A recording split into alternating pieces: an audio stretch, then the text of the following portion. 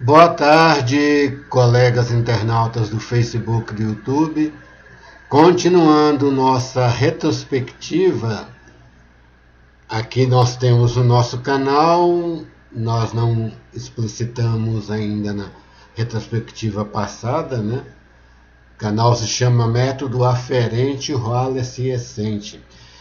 Aqui, quando nós demos essa dominação, nós tínhamos em mente as duas obras as duas, e agora nos vem a ideia também da terceira obra, mas as duas obras primeiras que nós trabalhamos, e uma publicada, como nós vimos, e outra em vias de publicação, que é a Anunciação do Wallace Essencismo, no sentido daquele de Wallace Essente, de ser questão da discutir problemas religiosos, filosóficos e científicos. E Rua também de rua. E é um método, nós falamos aferente, já remetendo para a segunda obra nossa, que é baseada em Bergson e Kant, Bergson em Matéria e Memória, onde ele faz uma análise da questão do espírito como a questão neurológica, a questão dos neurônios, dos nervos, né?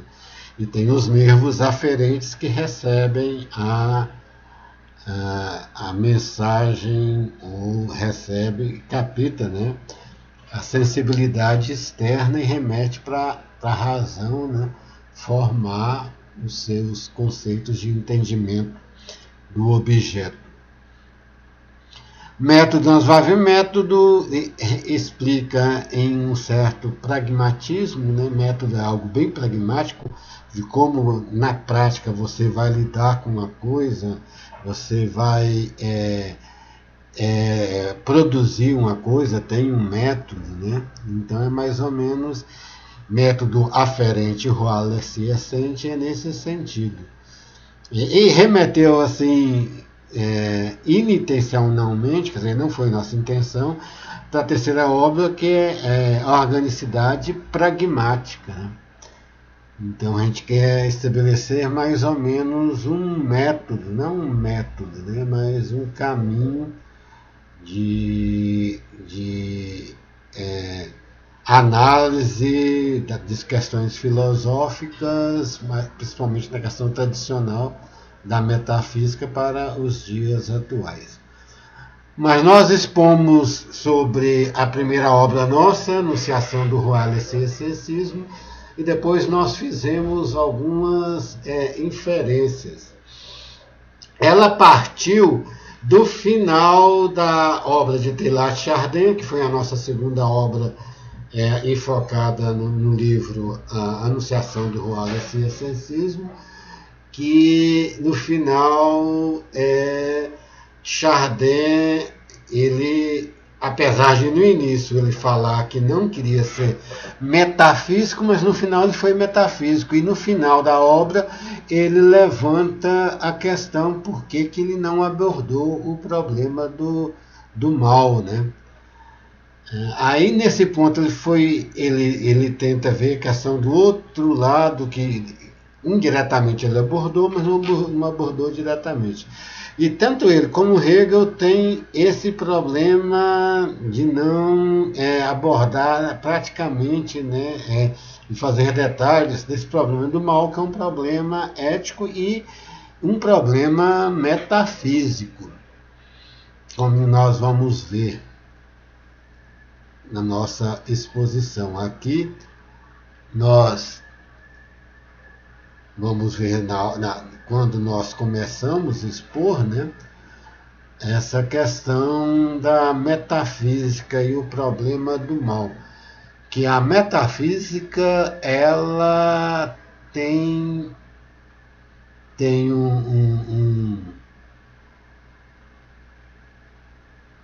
o condão de estabelecer uma visão prática também das coisas, né, que engloba essa questão do mal. Aqui na nossa exposição, né, que nós vimos na época, só para ter uma ideia, né, E vamos ver aqui, nós tentamos explicar por que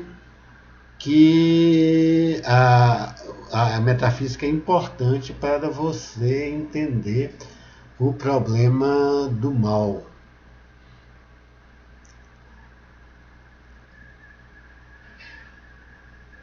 Nós fizemos, isso é chamado um interregno, nós já tínhamos acabado a exposição da obra.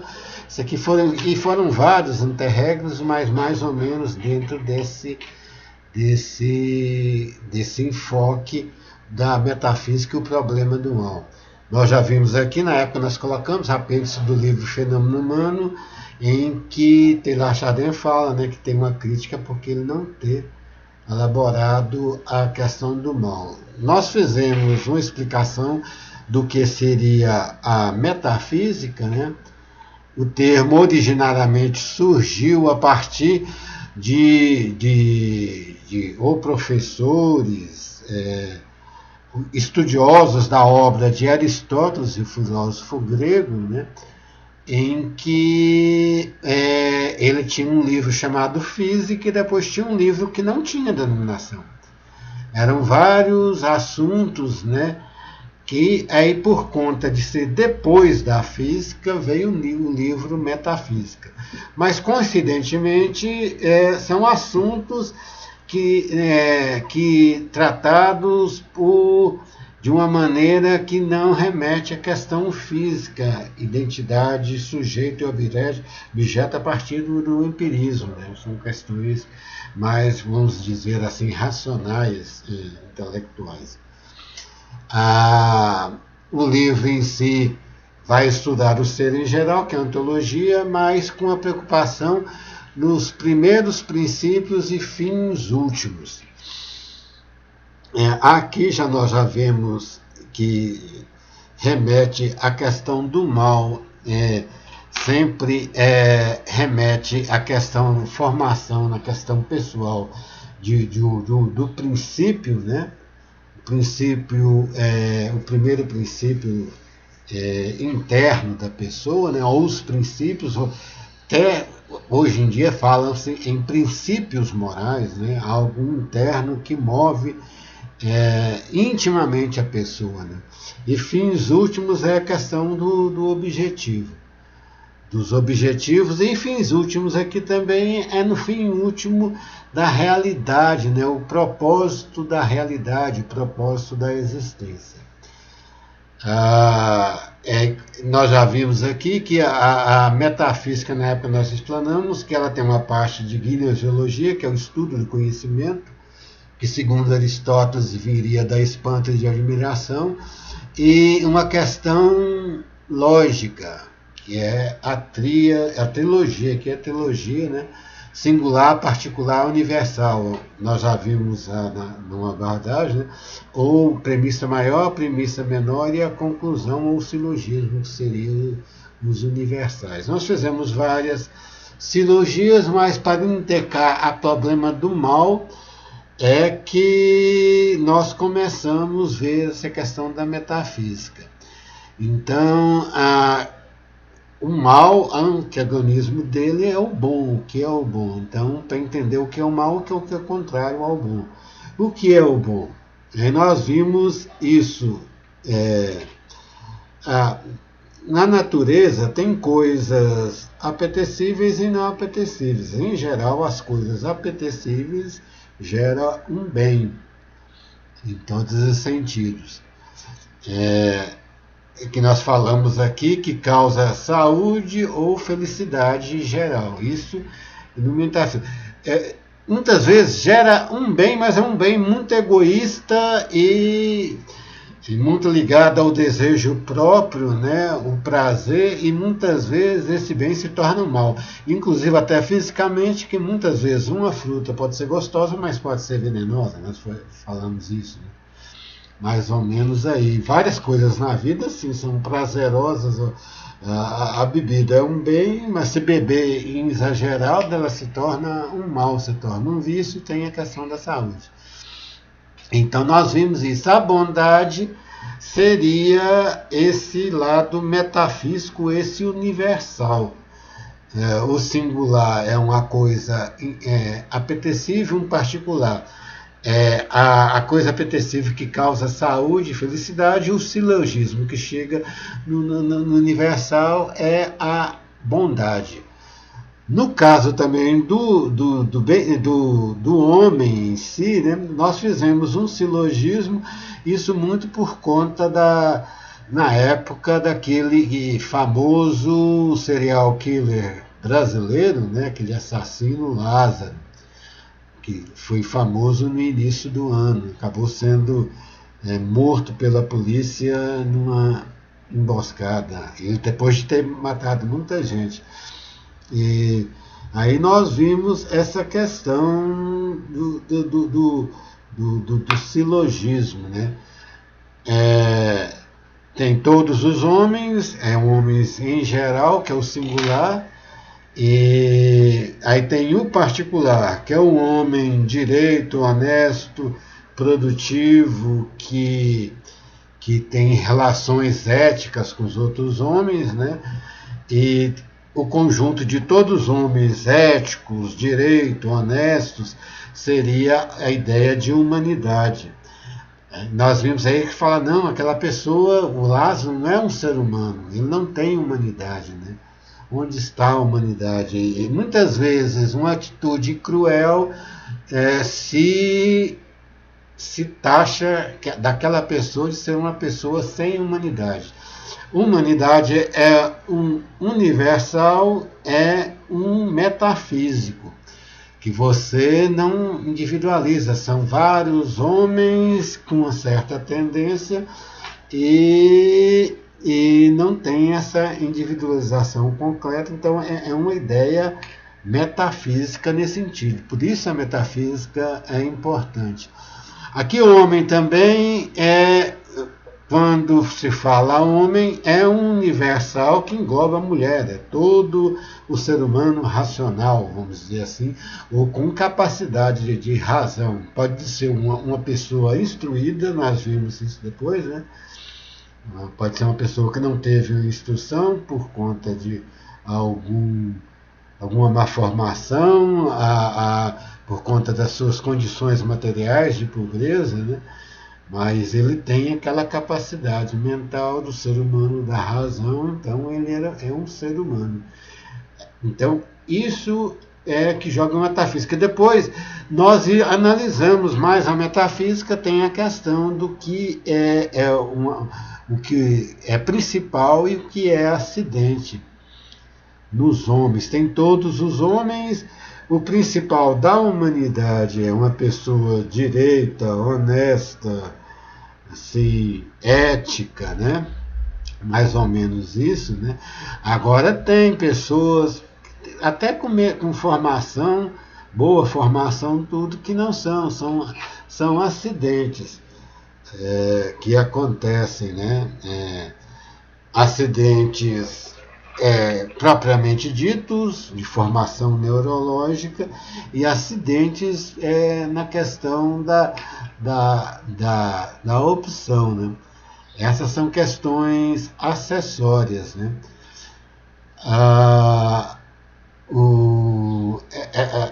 Aí tem de ver essa questão do acidente, nós fizemos essa diferenciação de que uma coisa que acontece fortuitamente, mas o normal não é assim, e tem uma coisa que é mais ou menos acessória.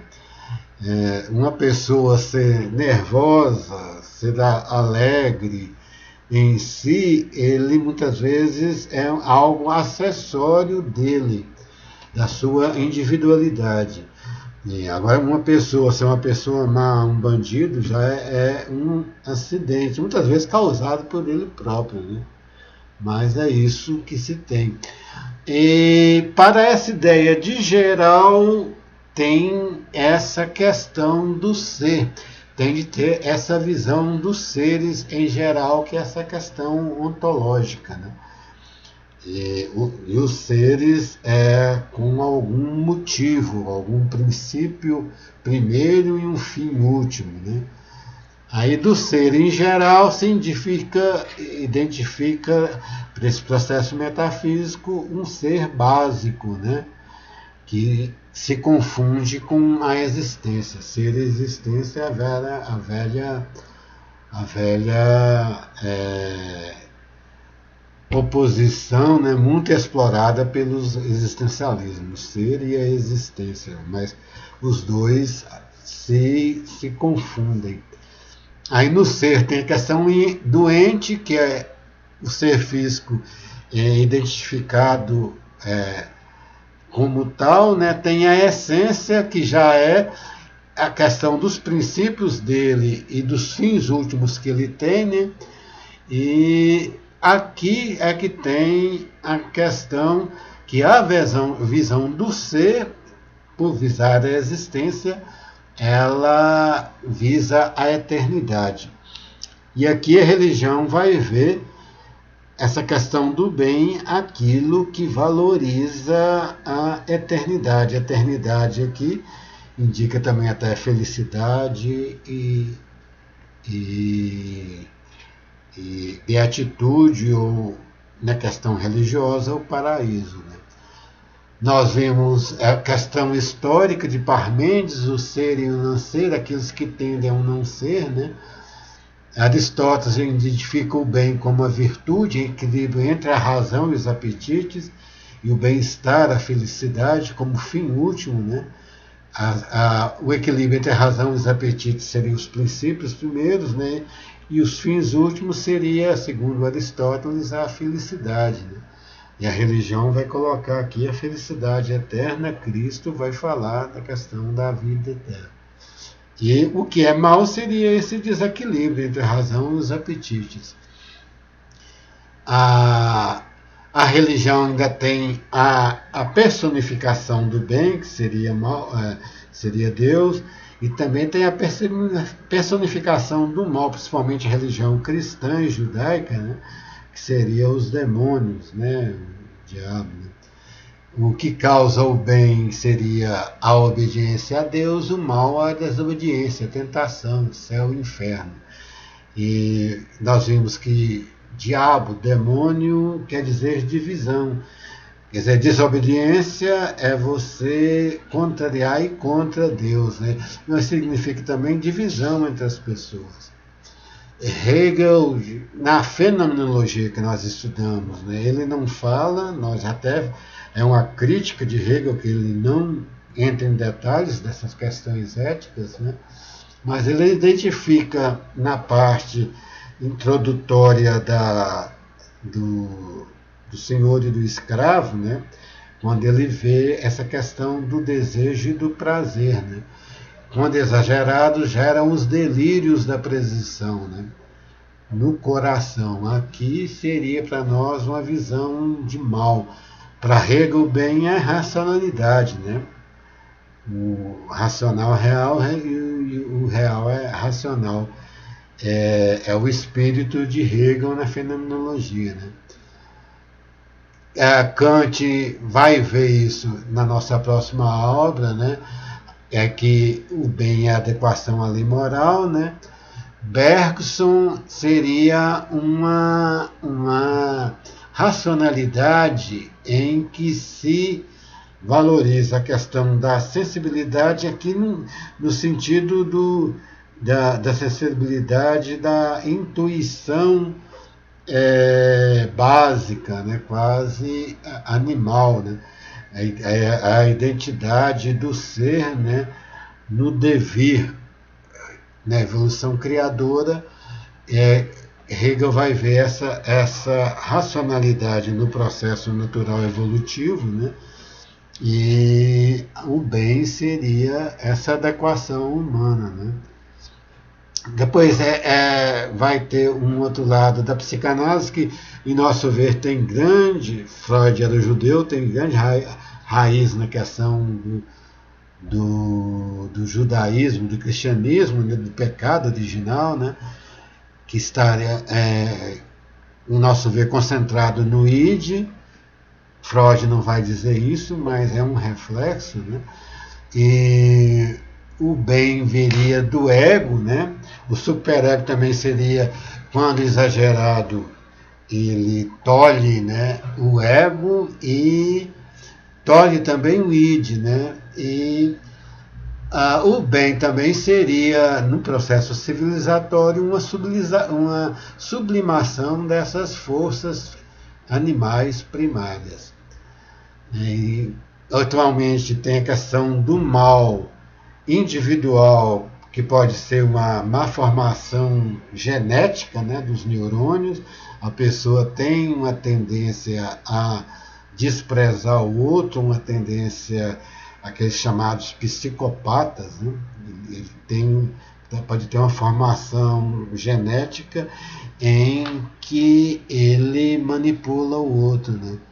E a genética liga um pouco, quando a genética nessa questão neurológica liga com a neurociência que nós vamos ver. E aqui é desconstrutivismo, seria aqui nas nossas próximas obras.